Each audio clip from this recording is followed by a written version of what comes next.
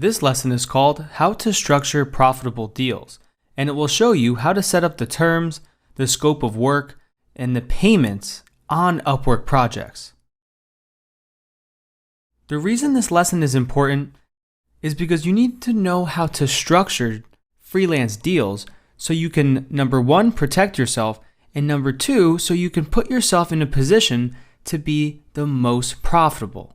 In this lesson, we are going to cover hourly versus fixed price projects. These are the two different types of projects that Upwork provides. An hourly project is one where it's an ongoing position and you submit your hours on a weekly basis. Upwork has two different features for this, which I will cover, and the fixed price projects are projects that aren't based on hours but are based on the work to be completed. These are usually split into what is called milestones, which I will also be going into more detail on. Next, we will discuss the difference between short-term projects and long-term projects, and I'll be going over why you should actually be targeting both of these, even if you're just starting out. Then I will go into more detail about how the milestones and the escrow on Upwork work when you're doing one of those fixed price projects. Upwork is an intuitive platform, but it's helpful to know how you can structure this and how everything is set up, so when you go to do it, you know exactly what to do. And we will then go over how to understand the scope of work with a potential client. This will make sure that it's a good project for you, and it will also help qualify them because it will get you both on the exact same page of what is expected from both parties and what needs to be delivered by you for the price that you are charging.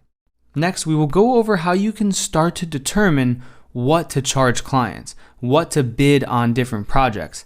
And this goes into a lot of the data that's already available for you on the platform, which we'll be diving into.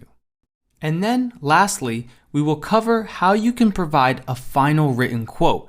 This is the last thing that you provide after you go on that first client call, you do the sales demonstration, and you've gotten everything that the client wants on paper.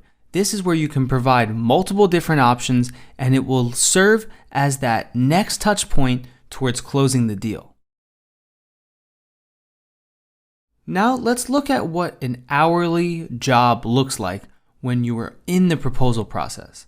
So when you're bidding on an hourly job, you're able to put in the hourly rate that you want to bid. It will also show you what your hourly profile rate is that you set, but you don't have to stick to that. So when you're setting your profile rate, you want to make sure that it's around the same rate that you're bidding for jobs at. For example, you don't want your profile rate to say 100 and then you're bidding on a job at $20 an hour. That's not going to look good for the client. They're going to wonder why you're only bidding $20 and why on your profile you're saying that you're worth $100. So be accurate here with what you were normally going to charge for that hourly rate, because the client can and will see your profile. Next, Upwork then shows you that 20% service fee that they take out, and then it'll show you how much you'll receive in your bank. This is just a little helpful calculation that they provide. And remember, this is just on that first 500, and after you get over that 500, that service fee begins to drop. If you look on the right, you can see that it says it includes Upwork hourly protection. And it's important to understand that the hourly protection on Upwork is only available if you use their app. And they have an app that you download on your computer and it records what you're doing basically. So I don't actually use that because I don't want my information and my client's info and stuff like that recorded. So I actually use the manual function when I'm doing hourly jobs. And the manual function allows you to go in on a week by week and a day by day basis, and you just log in the work that you complete. In my experience, most clients are more than happy with this, and most don't even know that there is that desktop recording version. So if you're working with a client like I teach in this academy, you shouldn't have to worry about getting that Upwork hourly protection, because you'll be working with someone where you both know exactly what is to be expected, and it's going to be a good relationship. So that is what I suggest. But if you do want to take advantage of that Upwork hourly protection, I suggest looking further into the terms at the time, and you can learn how you can take advantage of that. Either way, the part I love about hourly projects is that you have that ability to bill them, and their card just gets charged on a weekly basis. So every single week, you're getting paid for your services, and you're never in that position where you need to chase down payments or you need to send invoices and make sure they all get paid. That might sound like a good problem to have, but I'll tell you from experience, when you're chasing clients down for money and you have to send weekly invoices with detailed things on them, it can start to eat away at your time and your productivity. So even if you're doing an hourly project on the platform, Upwork still helps you with that entire process. Next, this is the layout when you are bidding on a fixed price project. So you can choose here. It'll ask you, do you want to be paid by milestone or by project? So in this example, I have it just chosen to by project because there wasn't really a milestone breakdown for this specific job. For example, if it was a larger project that you could break down into different segments, that's where you can include those milestones, and you can break up your bid into different sections. Another way that you can segment it is if you'd like to get a down payment, for example. You can also do that in the form of milestones. And what happens is Upwork, once the job is approved, will have the client already pay that money to Upwork, and Upwork keeps it in what is called an Upwork escrow account.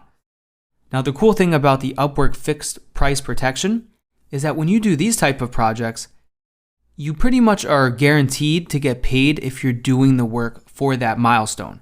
So this is really good for projects like websites and multiple phase projects because you can make sure that you're getting paid every step of the way. And it also helps avoid that scope creep. And that basically means when the client starts asking you to do things that are outside of what was already agreed upon. Taking advantage of the milestones is something I definitely suggest you do, and taking advantage of fixed price jobs in general is a great way to get your start on Upwork. Another reason this is good is because if you're working for smaller projects to begin with, it looks better on your profile to have jobs for even $50, $75, $100 as opposed to it does having jobs where you worked for a very low hourly rate. So as we will go deeper into this course, I will show you how you can move more towards monthly retainers and charging on a monthly basis. But when you're first starting out, these are the different ways you can apply to a job. You can either go the hourly rate or the fixed price rate. And this is all set up by the client. So you don't get to choose this. The client chooses whether they want to pay hourly or if they want to pay by project or by milestone. As you go through your job applications and sending out proposals, keep this in mind as you look at each job. And Upwork is also a great place for many different types of projects, from complex projects to shorter term projects. There's pretty much opportunity for everyone out there. Keep in mind though that short-term projects might lead to more work and long-term relationships. I've seen this happen a lot, especially with some of my clients that I currently still have. It started out as a short-term position, and sometimes they'll even write this in the proposal and they'll say, this is a short-term position, but if you do well, there is opportunity for long-term work. The more you start to look for that, I guarantee you'll start to see that a lot of the short-term projects also have that ability to turn to a long-term position. And long-term projects could be anything from an agency looking for a steady addition to their team, all the way to a business owner looking to hire a long-term marketing person. So keep that in mind because you could still start with a long-term contract and you can start out with a trial period or a phase 1. It's all up to you, and that's why freelancing is such an amazing thing. It allows you to be in control of what you want to work on and what kind of projects you want to go after. When you're working on the milestones and the escrow, this is what it looks like. You can enter in each different milestone and it'll let you add as many as you want. From there, you can break down the due date and the amount of that specific milestone. So when you're on these fixed price projects, the first thing is that you and the client both agree on the terms and the milestones. Then the client will deposit the money for that first milestone. And then once that is complete and the client approves the work, that money gets released to you. And then before you start working on the next part of the project, that's when they put the money in for the second milestone. So you're always covered here. It protects you and it even protects the client, because Upwork will make sure that the work is delivered if the client doesn't accept the project. So this helps you out so much. You get to get paid throughout the project and it looks good on your profile. And once a milestone is complete, all you do is submit the work and Upwork handles that whole process for you of sending it to the client and having them approve everything. It's only the click of a few buttons. This is so much easier than having to figure out how a client wants to get billed, whether you have to email them, whether you need to send them a physical check. Upwork takes all of that confusion out of it and it helps both you and the client. In this example here, I broke it down to a project start and a project complete. So for this, using that same $100 project example, you can ask for 50% down and then you can say a 50% completion milestone after the project is complete. It's up to you how you want to structure this. And once again, it will show you underneath how much you'll receive after the Upwork fees are taken out. Next, understanding the scope of work is a very important part of your freelance journey, because as you're starting to work with clients and you're on these phone calls and you're on these sales demos, understanding exactly what the client wants is what will dictate how successful you are going to be. The truth is, in freelancing, scope creep is a big problem. And scope creep is when you start out doing one thing and over time a client starts asking for more and more. And I learned this the hard way. Some of my initial clients to begin with, I didn't have that clear scope of work down on paper. So I would use things like digital marketing and social media advertising when I should have used more specific terms such as Facebook advertising and website design, and even going further than that and speaking about how frequently I will be doing things and what is included in that project. Having those clear written deliverables allows you to go back to something that was agreed upon in writing. And I like to keep this all through Upwork messaging, so then you can show them an exact message on Upwork of what you guys agreed on initially. This will help you develop those clear deliverables and stick to them throughout the course of the project. If the client wants something that's outside of that scope, that's no problem. That gives you an opportunity now to upsell them and offer an additional service. When you're on calls with potential clients and you're on sales demonstrations and you're in that qualifying period, always ask them how they are going to measure success. It might sound simple, but in reality, it's more complicated. Get specific with this. If they say they just want more leads, ask them how many more leads is success to them. Is it 100 leads per month? Is it 200? Is it 1,000? And then go deeper. Ask them how much they're able to afford for each lead. Is $50 a lead good? Is 10? Is 5? It all depends on the business you're speaking to. Because every product and service being sold has a different profit margin. So you need to understand how you're going to measure success. So when you go and start to work on the project, there's no surprises down the line. You and the client need to know exactly what is going to be delivered on both ends. So if the client needs to be the one to help deliver content and photos for you to market on their website, that needs to be in the scope of work, and it needs to say that you were only working with content that the client provides. This will help you if, for example, the client comes to you and says that you're not providing any content for the work, and you can go back and show them exactly where you agreed that they are the ones that are going to provide that for you. It's very helpful because number one, people forget what they say. Number two, it's very easy to try to get more out of a freelancer once they're already working on a project. And number three, usually it's easy for a freelancer to just try to help that client out because they want to secure that relationship for the long term.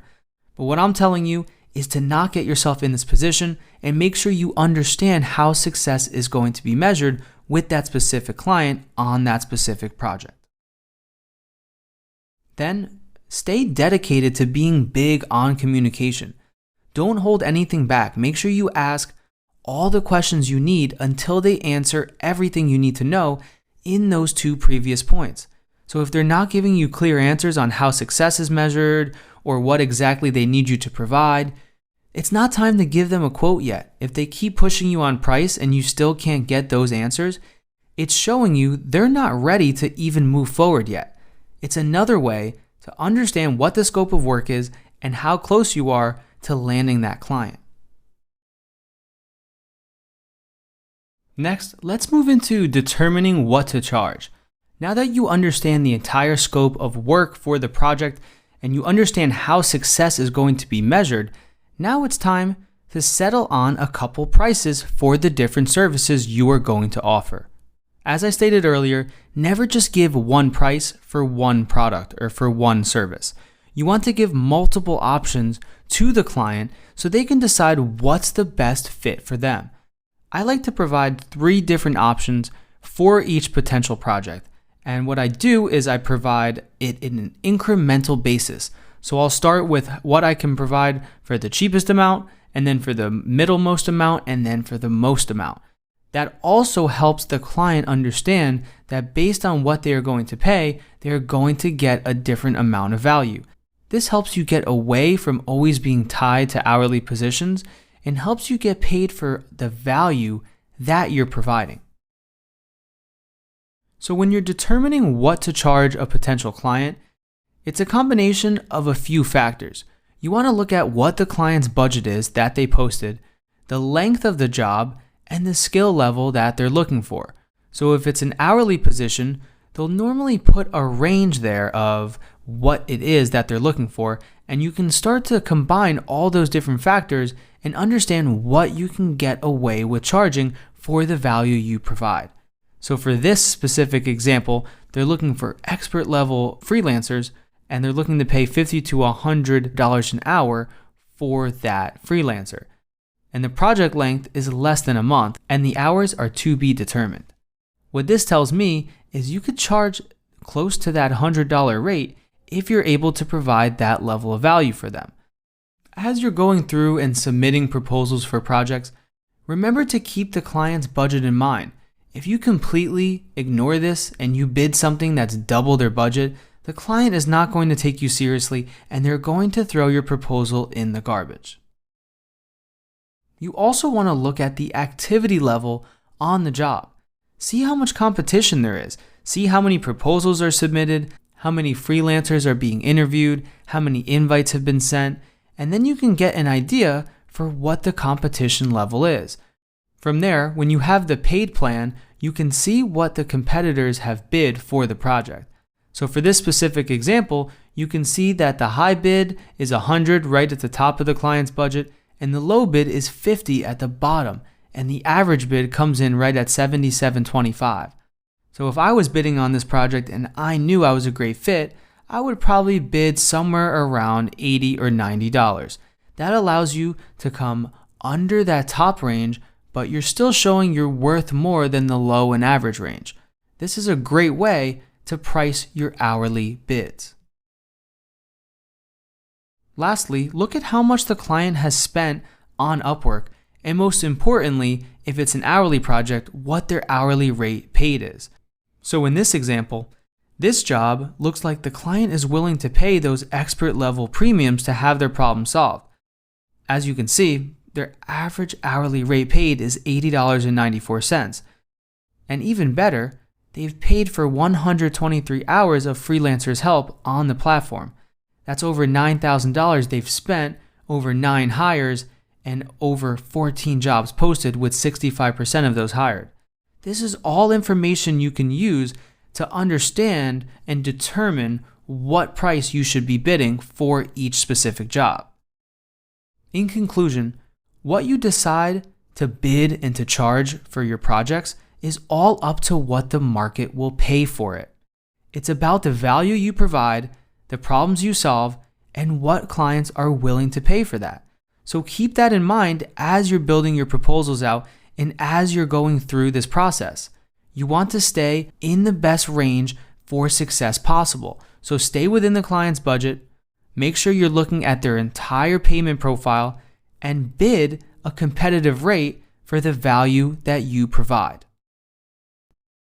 You can also use the sample quote template that is included with this lesson, and it's going to show you how you can summarize the project, you can outline your approach and the timeline, and then provide multiple options along with the prices for each. Here's a sneak peek of what that looks like. Of course, you can expand on this, but this is the template that will help you understand how you can start to structure your written quotes. This is a document that you send to the potential client after you've had that first sales demo and that first client call. Always, always, always remember to present your quote in writing. People believe what they see. Always email and Upwork message this over to your client. Talk is cheap. Don't pitch this over the phone. You can speak with them after you've given them this so you can negotiate and close the deal. But the reality is, in business, when things are written down, it helps validate them and it helps the client see things in writing. It also shines the light on the positive because you're going forward, you're putting together a document and you're providing all of this value of how you're going to approach the project, which shows the client ultimately that you are dedicated and you are driven. Even just writing things down will help you close more deals. And now you know how to structure profitable freelance deals. I'll see you in the next lesson.